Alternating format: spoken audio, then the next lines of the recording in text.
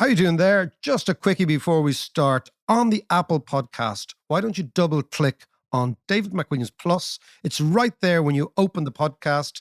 You get ad-free, you unlock early access. Just double click and away you go. David McWilliams Plus. You get this pure and simple. To understand the economy, you have to understand human nature. This podcast is powered by Acast.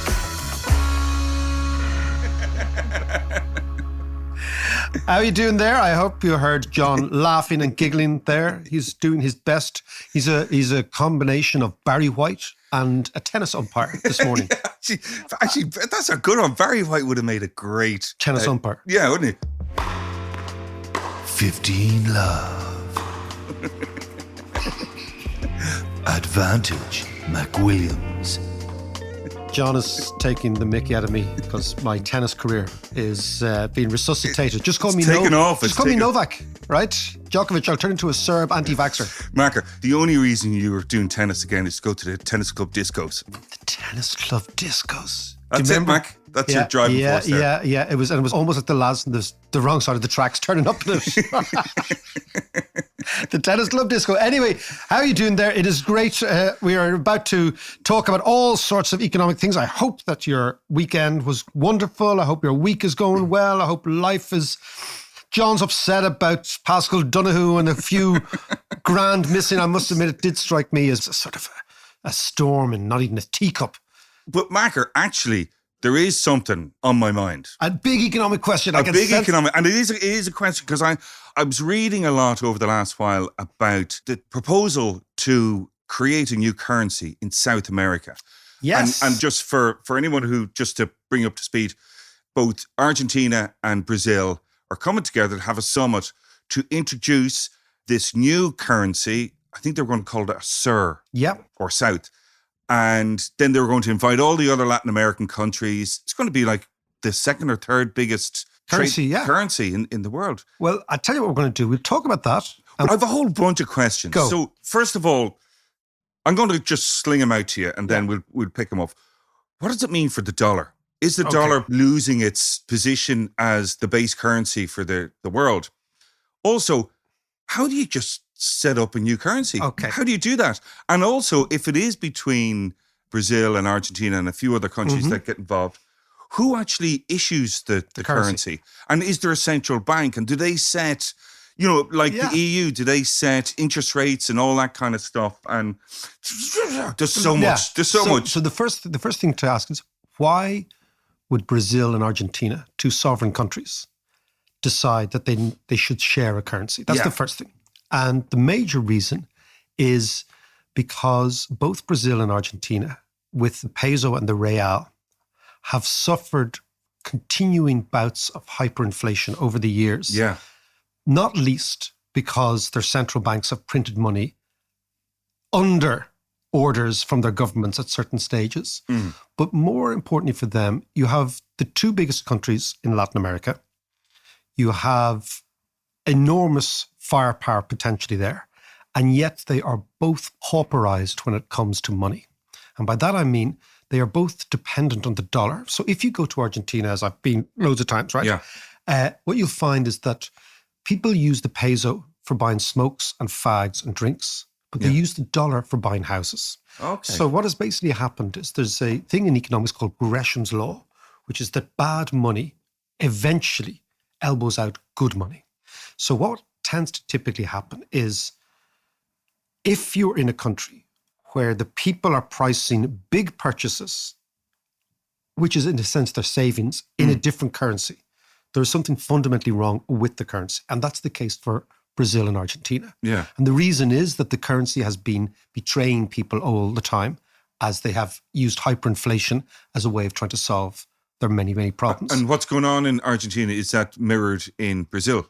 To a lesser extent, but if you look at over the long period, right? Yeah. So that's the first thing. So the second thing, so they want to wean themselves off the addiction of the dollar. So they have to create a currency that they would regard as harder. They also want a currency that reflects their economic strength, which is quite significant. These are big, big countries. Yeah. And Brazil is the 5th largest economy in the world. People forget that. It's a huge economy. And Brazil is also the country that's probably going to feed the world most in the coming generations. It's got massive agriculture. It's, but the problem with Brazil, Brazil was once dismissed by General de Gaulle, which is General de Gaulle went on a trip to Brazil in the 1960s. Yeah. And he came back and he was asked by the French press, what did you think of Brazil? And he said, Brazil, this is not a serious country, right? Jesus. So basically he was saying, right? And Brazilians will also tell you that one of the great slogans is Brazil is the future, right? That's one of the great slogans of Brazil. But lots of Brazilians say, we kind of like it in the present. Yeah. And Argentina is the same. So then you think, how do you form that? Well, the blueprint for doing this is the euro. Yeah. So there is a blueprint for creating a new currency and a fixed currency. The intellectual backdrop to the whole thing is a thing called the Mundell-Fleming model of optimal currency areas, John. Oh, now, you I like really a want bit to of get that. into it. So Mundell and Fleming were two Canadian Sorry, economists. I asked this question. But it's very interesting because when Quebec in the 1960s wanted to leave Canada, one of the big negotiating issues for the elite, not the average person, but for the elite, was what currency will the Quebecers use if they leave? Okay. Right? And two economists, Canadian economists, one called Mundell and Fleming, they won a Nobel Prize for this. They were working out of the University of Western Ontario, which I think is in a place called London, Ontario, maybe. Okay. And very, very good economic school, extremely good macroeconomic school. And they came up with this idea of the theory of optimal currency areas, which is that certain regions should share the same currency because labor flows between them are significant, capital flows between them are significant, and trade flows between them are significant. So if you're really, really integrated with each other in the way Germany and France would be, or Spain and Portugal would be, or France, Germany, Italy would be, then it makes sense to have a single currency. Right? Go on with that. The dilemma is having a single currency in countries that don't trade with each other, which is a dilemma for Ireland. Because Ireland, although we do a huge amount of trade with the EU, we also do a massive amount of trade with America. So if you were to superimpose economic theory on Ireland, we would not have the euro. We would maintain the punt because our trade flows are so varied. Or the dollar? Well, but joining the dollar would be highly politically inappropriate because it would mean that we're basically in the American worldview as members of the EU. But if you're intellectually honest about it, from an economic perspective, you would say that the euro is an inappropriate currency for Ireland. And one of our dilemmas in Ireland, which is this boom bust we're going to talk about, is a function of having an inappropriate currency.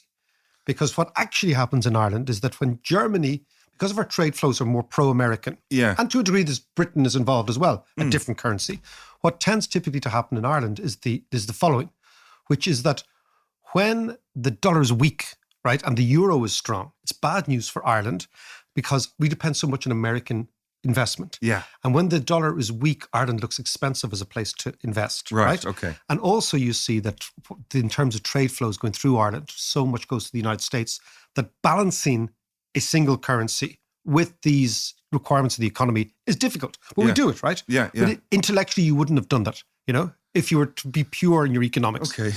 Now, coming back to Argentina and Brazil, their trade flows are significant. What they're trying to do, they're trying to take the euro model and they're trying to say, look, that will offer us some protection from what the world would describe as the exorbitant privilege of the United States of being the reserve currency. So when you're the reserve currency, right, the United States, you print dollars. And with those dollars that you print, other people have to sell real goods to buy those things. Yeah. Right. So the obligation is on the rest of the world to sell real stuff to acquire dollars. Right. The Americans just print them. Right. Yeah. So the privilege of being the reserve currency is phenomenal. But I come back to that idea of money. Right.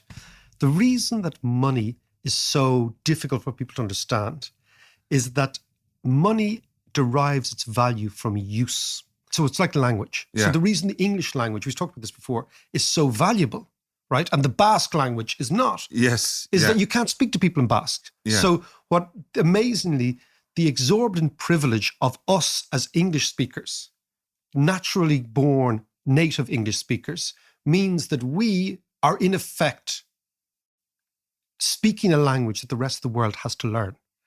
And think about the dollar. The extraordinary privilege of the Americans is they print a currency, a piece of paper that the rest of the world has to work to get. And so the Argentinians and the Brazilians are saying that over the years, the dollar has become the de facto currency of their countries.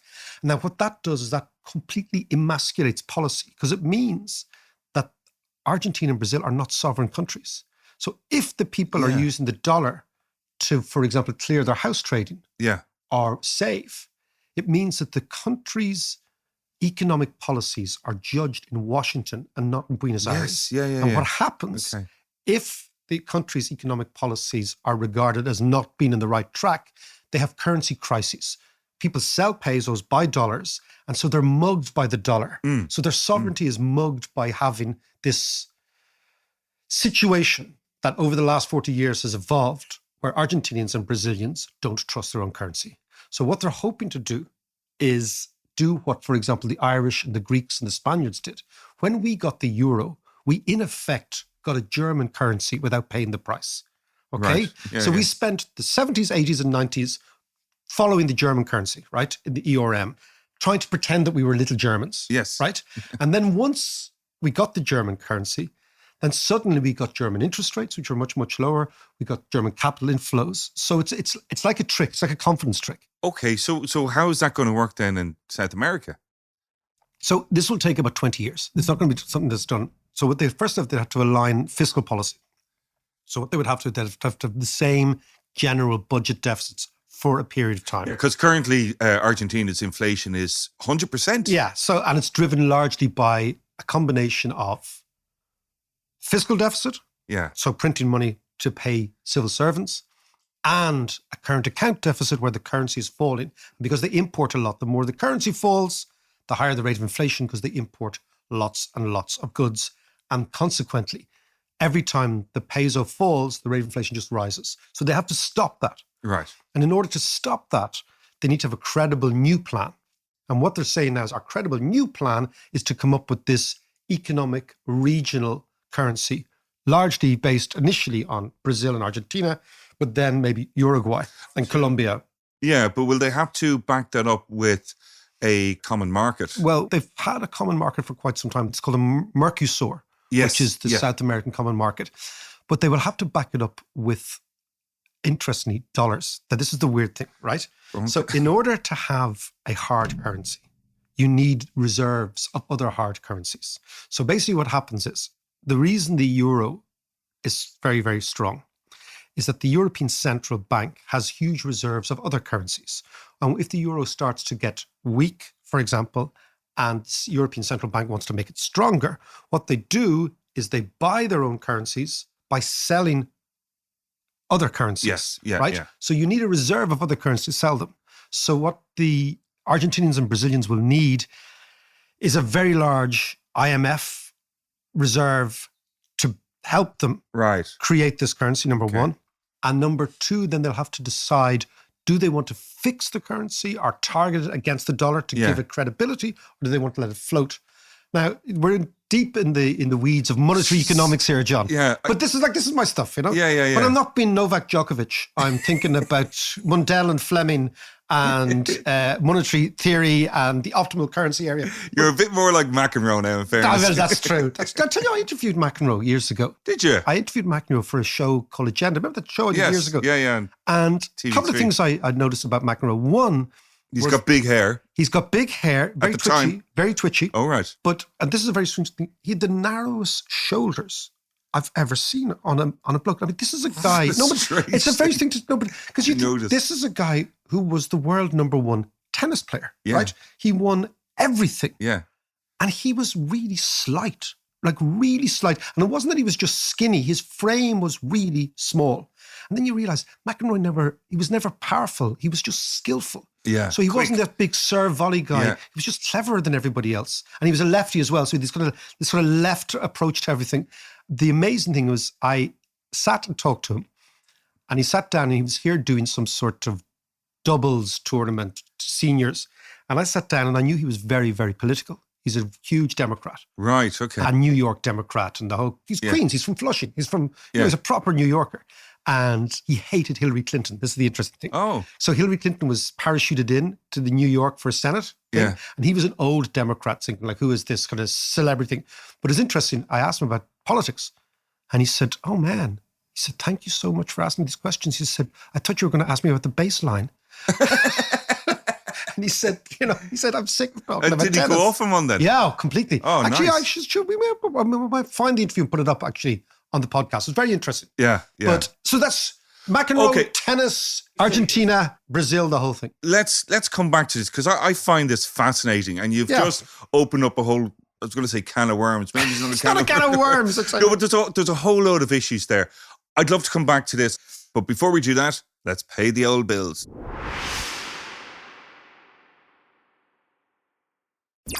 God, there's so many questions, Mac. I mean, let me just ask: how do you begin? You mentioned the euro as a blueprint. Like, how did that come about? really interesting question. And a little bit interesting about recent monetary history. So the European Union has, since 1957, which was the Treaty of Rome, always had as its objective the increased political and economic integration of Europe, so that we would go from a loose federation to something much, much tighter. And there were two strains of thought in Europe at the time as to how we do it.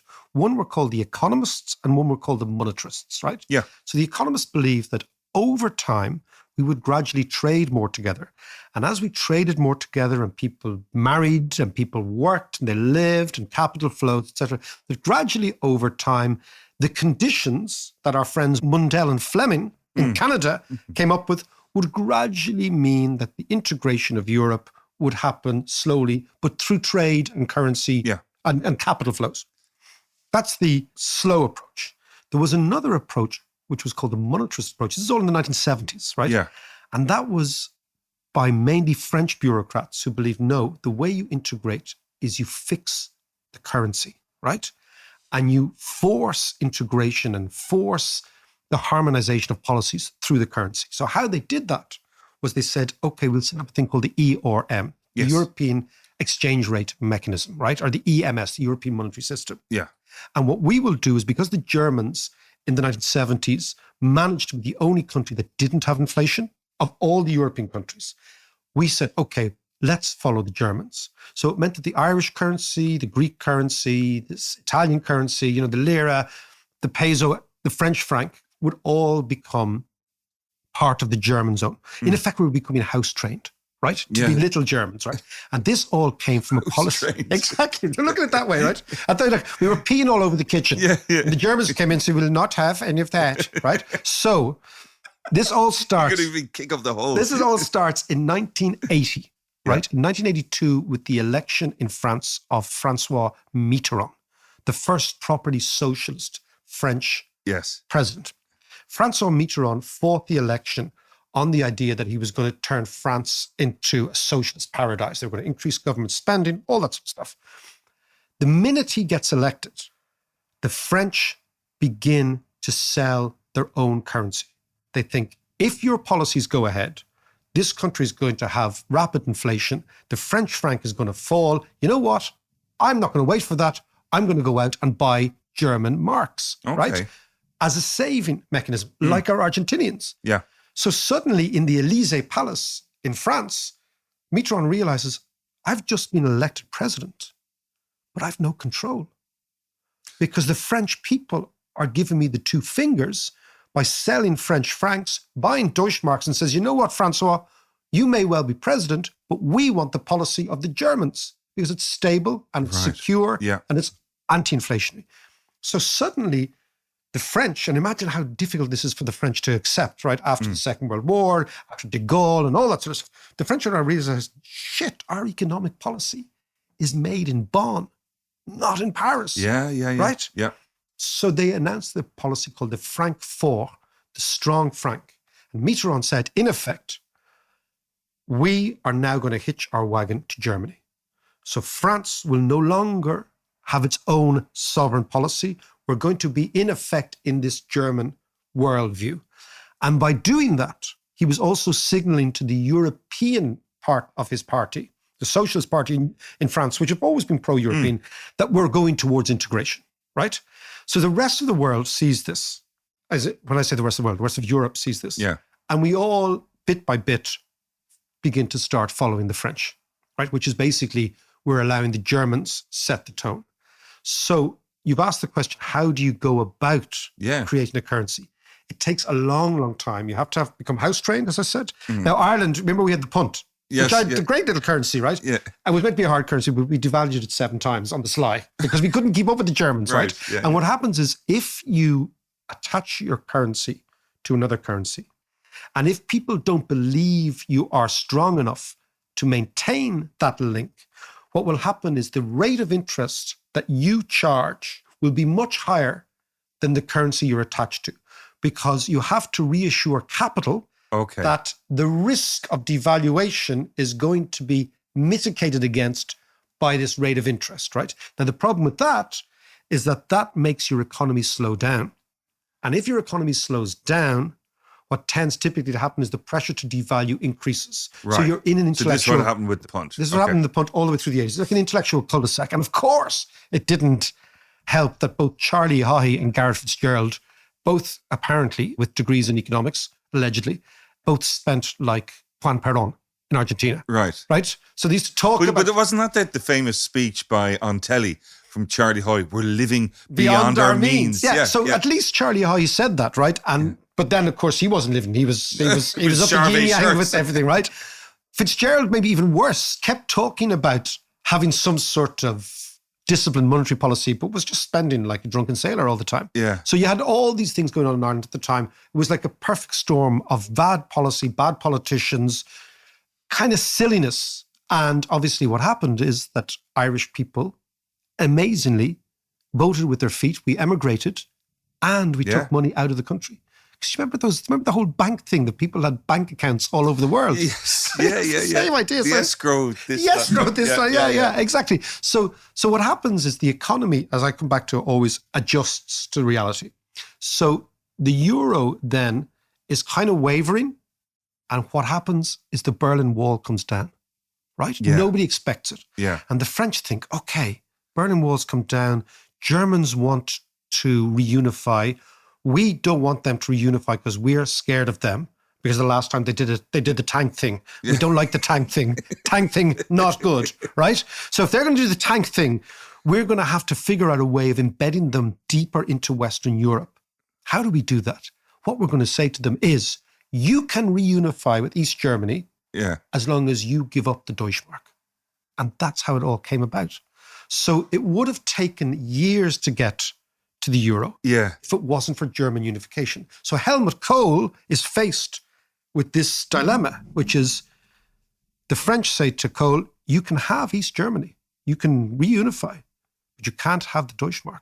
The price of German unification is monetary union with us, right? And why did the French want monetary union? Because it meant that they would control monetary policy. Surprise, surprise, who's the head of the ECB? Christine Lagarde, a French woman. It's all a French idea, okay? But basically the French and the Italians figured out that this is the way they could get their hands on German money, by basically hijacking German unification and saying, well, if you want that, you got to give us this. Okay, it's a fascinating story, that. But bring it back to South America. How's that going to work? So the Latin Americans will need a bit of luck. Yeah. They will need to make their policies subservient to the greater good, which in a continent, with the exception of Chile and Uruguay, has never really adopted economic policies that are in any way mainstream, right? I mean, this Peronism is alive and well in Argentina. They just spend all the time. And of course, what happens in Argentina is that the middle class becomes unbelievably insecure and it emigrates. So if you saw, for example, most of the Argentinian supporters at the Qatar World Cup, people were amazed how many Argentinians there were. Loads of them, wasn't there? But they're all Argentinians who live abroad. They weren't coming from Argentina in the main. They were Argentinians living in London. But in Spain is the base. Spain and Italy is the big place for them. That's where they emigrate to. Because most Argentinians, or many Argentinians, as I told you before, have Italian passports. Right? So that they didn't work in the European Union. So what happened in Argentina is you have to stop that. That'll take a complete change. And maybe Martin will be the man to do it. He runs his own political party and he's very, very brilliant in terms of economics. Brazil, the same. You look around Ireland, you hear Portuguese everywhere. Brazilian kids are here in their thousands, right? So they have to stop that. Maybe impalatably for them, a country that has got its act together in Latin America is Chile. Right, okay. So Chile after Pinochet. So what Pinochet did was appalling, right? First of all, killing Allende, killing students, killing the opposition, enforcing martial law. But what he did do was they began to run the economy in a way in which Chileans got stability. And the Chilean economy has been much, much richer. But now Chile has been run by a former Croatian guy, very left guy. Oh, right. Okay. There's a big Croatian population in Chile, right? Is Massive. there? Yeah. Why? Massive. Well, there's two sides. One is the Croatians, Dalmatians, Italians. They were hit at the turn of the last century by a blight of the vines. So basically they lived off wine production. Right, okay. And there was a massive blight of vines all over Europe, like our own potato famine. And suddenly rural Dalmatians and rural Italians left in their millions to America, to Argentina, all that sort of thing, around 1910. And they went to Chile. And they went to Chile. The other thing is a lot of, let's say, Croats left after the Second World War very quickly. Yes, yeah. Remember of the Ustaše, Yeah. the Croatian Nazis? And they all found their way to Argentina and Chile as well. Right. So there's two boosts. But this guy is this new president in Chile is one of them. So what you find is, in order to get monetary union working for Brazil and Argentina will take decades. But it could happen. It could happen. Is it in any way down to politics in terms of left and right? So now you have two Lula. lefties. You have the lefties. Fernandez and Lula. But if Bolsonaro or his ilk got back into Brazil, I would say that knocked affect it on things? I think it would. I think that what I've noticed about Latin America and when you travel there is the extraordinary antipathy towards the Yankees, Americans, to North Americans. Yeah. And the feeling, particularly on the left and on the center left, that the Americans have consistently involved themselves, interfered with, and destabilized Latin American countries. Yeah, they're not wrong. And they're not wrong. So if you take the Che Guevara view of the world, and that basically the CIA has, over the last 50 years, actively destabilized any popular or populist, they call them Bolivarian movements in Latin America, after Simon Bolivar, the first independent guy of Colombia and Peru and Venezuela. So the Americans have always meddled with Latin America, such that destabilizing Latin America has often been the price the Americans have paid for keeping the left out, because their big fear after Cuba was that Fidel Castro would become a contagious effect all over Latin America. And I'm always intrigued that the Latin American left is very strong and very volatile and extremely, but Latin America is the great, great unfinished promise of the continent. It has everything. Yeah. It has the people, it has the resources, it has the climate, it has everything. And it has the bulk, it has the heft. I mean, in terms of hundreds of millions of people. And yet it has always underperformed. And the most conspicuous example of underperformance is always emigration, right? So in the 80s, when we were underperforming, we left. You left, I left, everyone left, right? Same in Latin America. So, Latin America's failure is much more evident on the streets of LA than it is, ironically, on the streets of BA. Because that's where you see the Latin Americans have gone. I told you I was in Miami, all Latin Americans. Yeah. But there has to be a moment where Latin America stops underperforming and begins to outperform, as it did from 1900 to 1940. It was the best performing region of the global economy. That's what people forget. Yeah. And it can go back there, but it'll demand extraordinary discipline when it comes to, like, Germanic discipline, house training. Yeah. We wouldn't have done it on our own if it wasn't for the Germans. Yeah. If it wasn't for Gunter, we'd still be faffing around the place, right? But Gunter said, look, this is what you got to do. And we did it. And we had a massive recession in the 80s, maybe to achieve that. Whether once it was achieved, you were kind of on your bike. And the Latin Americans need something similar. I'm not sure they have it yet. But I think what we could do in this episode, John, we conclude here, we might go down to Latin America in a couple of weeks, talk to Martin, get his view, and maybe get somebody else's view too. Maybe drink some wine. I'd love to drink some Latin American wine, some Argentinian wine. Always, John. Always. We should have, people have a book club. We should have a little wine club. Oh, absolutely. I'm all for that. Listen, we'll talk to you more about Latin America in a couple of weeks.